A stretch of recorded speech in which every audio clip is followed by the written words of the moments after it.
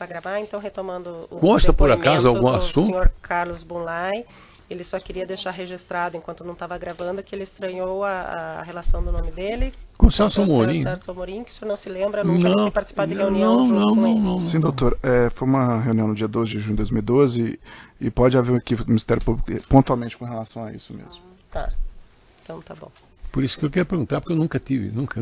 Tá. Então fica registrado que o senhor nunca teve, que pode ter sido um equívoco do Ministério Público. A defesa que pediu, os senhores podem alcançar para ele, por favor, o microfone? Excelência, agradeço a lealdade do Ministério Público. Sim, muito. Obrigado. Boa tarde, seu Carlos Bunlai. Já identifica a defesa, doutor. Pela defesa de Rogério Aurélio, João Vicente. Tá. Seu Carlos, só para contextualizar, obviamente não estou fazendo nenhum juízo de valor, nessa ação são denunciadas várias pessoas, além do senhor, o presidente Lula, Emílio Odebrecht, Marcelo Odebrecht e Rogério Aurélio. O senhor pode explicar quem é o Rogério Aurélio, o que ele fazia, quem é essa pessoa? Rogério, como Rogério, para mim é novidade, porque para mim é Aurélio. É Aurélio. Ele era o faz tudo. Uhum. Era o homem que fazia tudo que a dona Maria precisava, comprava as coisas, pagava as coisas, tomava as providências. Isso é o que eu sei do Aurélio. Agora, Rogério é Aurélio. O Aurélio. Tá. Uma pessoa de pouco falar, muito pouco falar, e só de fazer. Veja bem, apenas para contextualizar, insisto nisso, ele é acusado de 41 lavagens de dinheiro.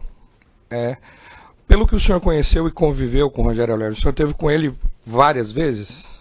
O senhor pode dizer se ele tinha alguma autonomia, se ele tinha algum poder de decisão, ou se ele simplesmente podemos dizer, um office boy? Eu não posso fazer juízo de valor também, como o senhor também está dizendo que não está fazendo. Eu nunca participei de nenhum pagamento, nem tomei ciência de pagamento que ele fez, que deixou de fazer, eu não sei. Eu não desconheço. Apenas eu sei que ele era um homem que pediam para ele fazer as coisas, ele fazia. Agora, se pagava, se não pagava, eu nunca vi ele pagar nada. Uma outra coisa, eu pedi que o senhor Carlos do Prado, ele noticia que ele teria recebido, encontrado com o senhor Rogério Aurélio algumas vezes e teria recebido dinheiro da reforma do sítio. E eu pedi que o senhor Carlos do Prado descrevesse fisicamente o senhor Rogério Aurélio. O senhor pode descrevê-lo fisicamente como essa pessoa? Posso, acabei de vê-lo aqui há alguns dias atrás, sentado, com a cabeça mais branca. É aquela pessoa. Alto, forte, cabeça branca. Agora, quem é Prado? Eu não conheço. Não, o senhor de fato não conhece. É um outro testemunha que não conseguiu descrever o Rogério Aurélio. O senhor em alguma oportunidade encontrou com o Rogério Aurélio sem barba? O senhor consegue recordar? Não recordo. Não me recordo. Tá. Então o senhor, só para deixar bem claro, excelência, essa descrição é importante para a defesa. Então ele é uma pessoa alta, que o senhor falou, um homem grande. Forte. Cabeça está branca agora, estava menos branca quando. Já faz 4, 5 anos que não. Que o senhor viu a última vez. Tá. São essas as perguntas, excelência, obrigado. Tá, alguma outra defesa que não seja do Dr. Bunlai? Não? Então, a defesa do senhor João Carlos Bunlai tem perguntas? Sim. Tá.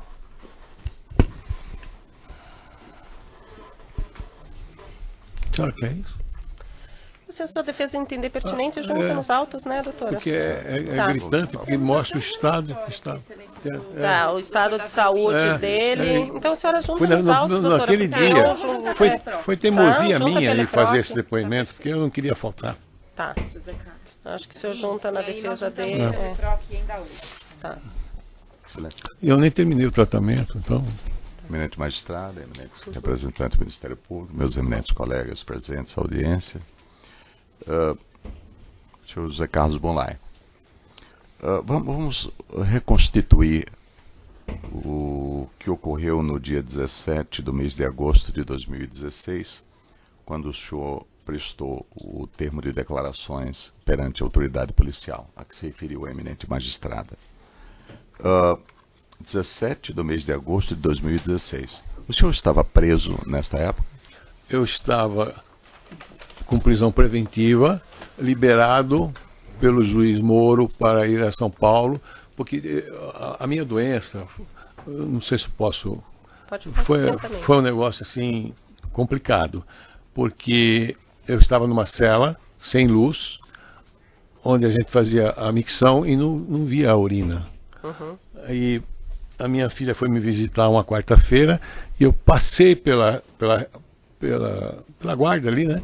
E tinha um banheiro, me deu vontade de ir ao banheiro e eu pedi assim, até uma policial que era da minha cidade.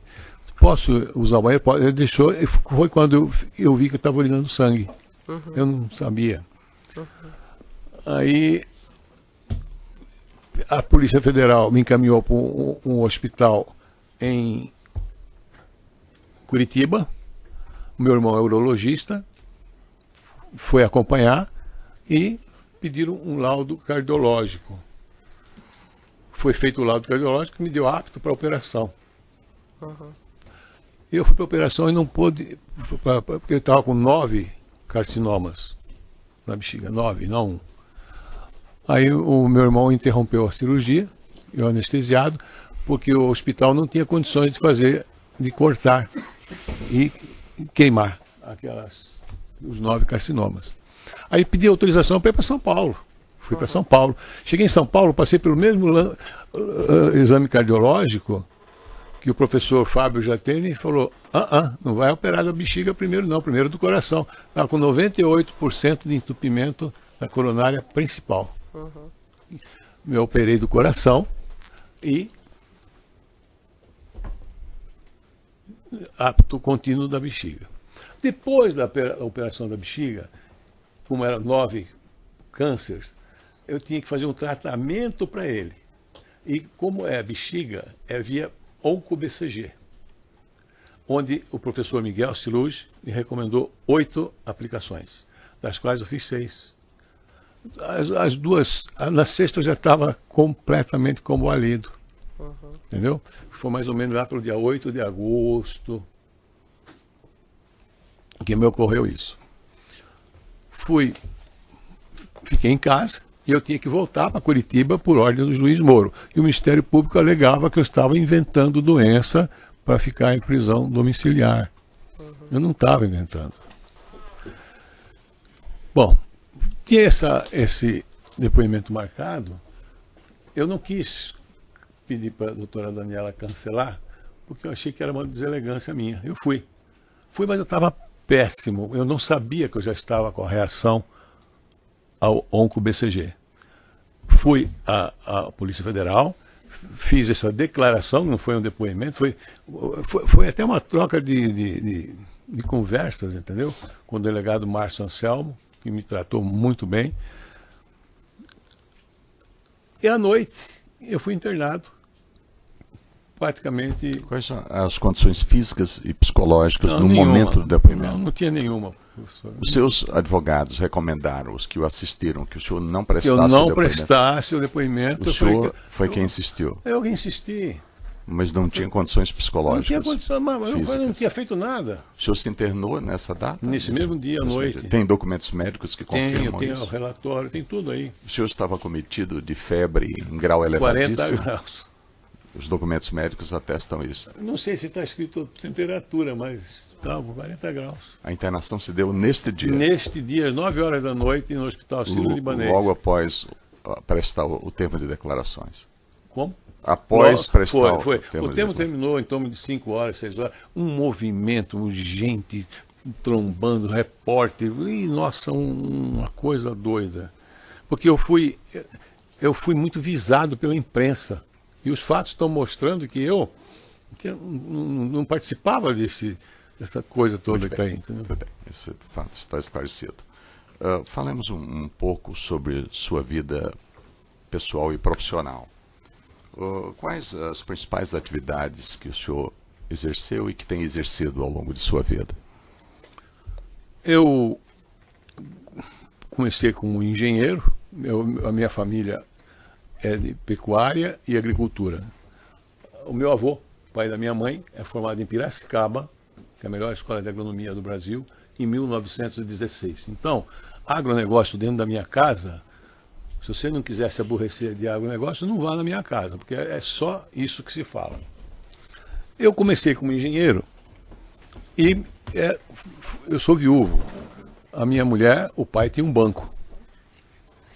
E comecei a ganhar dinheiro, fiz mestrado de engenharia e no mestrado a minha tese era de concreto com ar incorporado, que causou uma economia de cimento nos núcleos de barragens maravilhosa. Gastava-se 300 quilos de cimento por metro cúbico de concreto, com o concreto com ar incorporado, que é a minha tese, e minha e de um colega, João Gaspar de Janiquian, passou para 90 quilos. Com isso, toda a barragem tinha trincamento, porque o cimento com a água ele reage, emite calor e trincava a barragem. Com 90 não. Eu passei, com isso aí eu ganhei muito dinheiro. Né? E tudo que eu ganhei na minha profissão, eu comprei de propriedade rural. Então eu fui um grande proprietário rural. Na ação anterior eu sabia até o número, eu tinha 270 mil hectares de terra. Né? O maior proprietário de gado. Melhor? De gado. De gado. É o pecuarista. O maior pecuarista. Trabalhei muito na rastreabilidade. Tenho o animal número 1 rastreado no Brasil. Número 1, para eu ter uma ideia.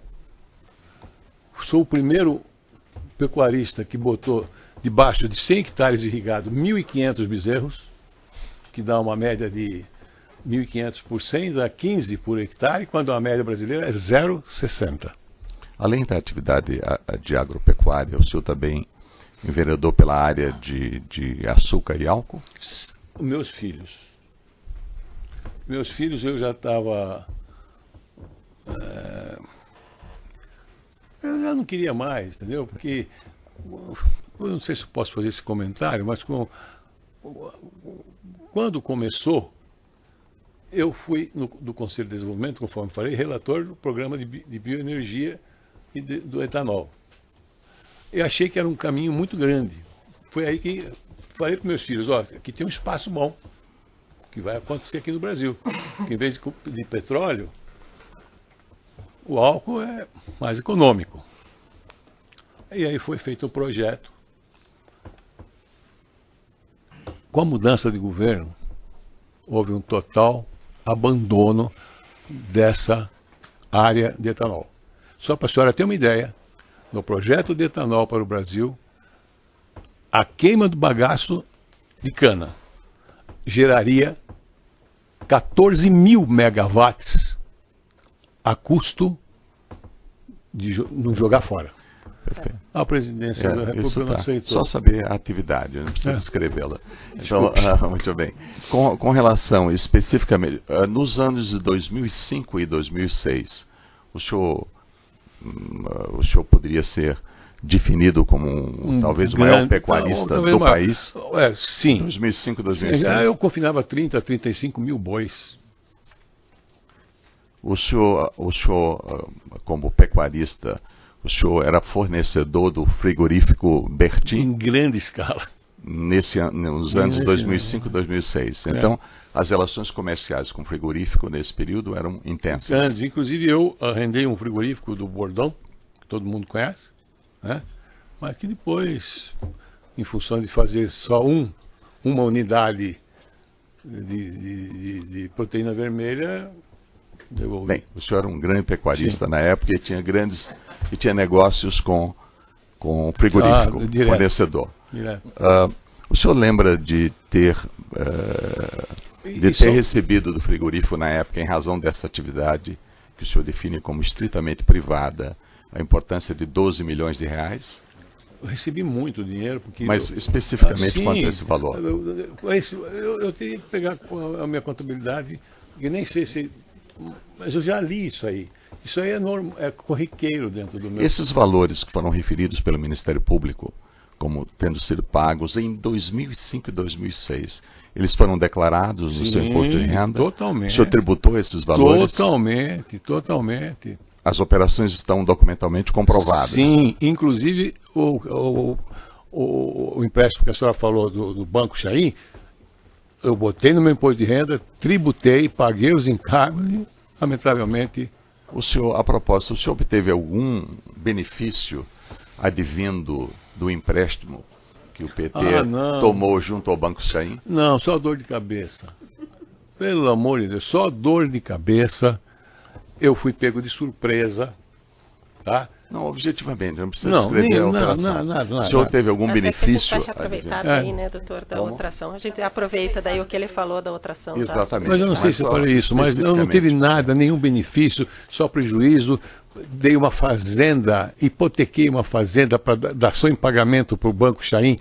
Aceitou, fizemos um contrato de arrendamento para mim enquanto não vendia a fazenda para terceiros. Aí eles falavam, não, nós não queremos. Me tornaram refém de uma relação que eles queriam com o governo federal. E estou aqui eu hoje. O senhor obteve alguma vantagem ou benefício em razão? A gente está reperguntando coisas de um documento que foi aproveitado, o Ministério Público se absteve de fazer ele perguntas. falar objetivamente, mas mas está algumas contextualizado perguntas. e tem a ver diretamente com a imputação. Sim, mas a gente aproveitou o depoimento anterior. Subsistência da doutor. imputação, doutor. A gente aproveitou o depoimento Não, anterior. mas Deixa é ele, importante doutor. que ele Deixa se ele fazer. manifeste. Deixa ele fazer. Eu não participei do outro depoimento. Mas o senhor não apresentou objeção contra o aproveitamento. Não, mas o aproveitamento tem seus limites. Doutor, deixa a documentais. defesa perguntar, senão Não é a gente não verdade? sai daqui hoje. Por exemplo, os documentos não referem o desfecho do que ocorreu. Ele prestou um depoimento e depois foi julgado a ação penal, Excelência. O senhor foi acusado de ter tido benefício em razão, nesta ação penal a que alude o doutor procurador, o senhor foi acusado de ter tido... O senhor foi acusado de lavagem nessa ação penal? Não, porque o dinheiro... Não, se o senhor foi acusado... Não fui. O Ministério Público não acusou o senhor de lavagem na outra ação penal? Não, porque o dinheiro que saiu, tinha saída... Doutor, isso é questão técnica, Entrada, né? sim. Isso eu acho que o senhor não tem que perguntar para ele, porque é questão técnica, não de não fato. foi acusado, porque o dinheiro que saiu do banco foi para direto de outras pessoas que também foram responder o processo e foram condenados. Enfim, o senhor não obteve nenhum benefício Absolutamente do nada. empréstimo e da operação que envolveu o navio Sonda Vitória 10 mil. Só aborrecimento, doutor. Só aborrecimento. Só aborrecimento. Perfeito. O senhor, ao longo de sua atividade profissional, inclusive na época em que o senhor manteve relação de amizade com o ex-presidente Lula, o senhor e suas empresas firmaram algum contrato com alguma empresa pública? Nunca precisei com o de setor governo. público? Nunca precisei de governo, nunca pedi nada para governo, nunca recomendei ninguém para governo, nada.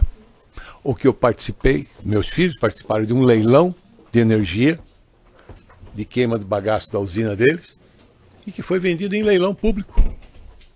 Só, nada. Nunca precisei de governo. Minha atividade não tinha nada a ver com o governo. Absolutamente nada. Perfeito. Só isso? Você Tem tem mais? alguma intervenção? Doutora, tem pergunta? Posso perguntar? Pode ser. Sim. Tudo bem, José Carlos? Bem, Resumidamente, qual era a sua relação com o ex-presidente Lula A no minha período relação- de 2010, 2011 e especialmente com a dona Marisa? O senhor pode dizer? 10, ele saiu em 10, né? 11 eu praticamente não estive com o presidente. Eu me afastei muito eu já vinha me afastando muito do presidente quando ele ficou doente. Você não podia visitá-lo, ele estava no hospital. Isso gerou um afastamento. Entendeu? Com a dona Marisa, qual De era a sua amizade, de jogar baralho. relação? Ela era simplesmente a mulher do seu amigo ou ela era também a sua amiga? Não, era a mulher do meu amigo e minha amiga. Perfeito. Só isso, excelência. Obrigada. Satisfeita. Só isso?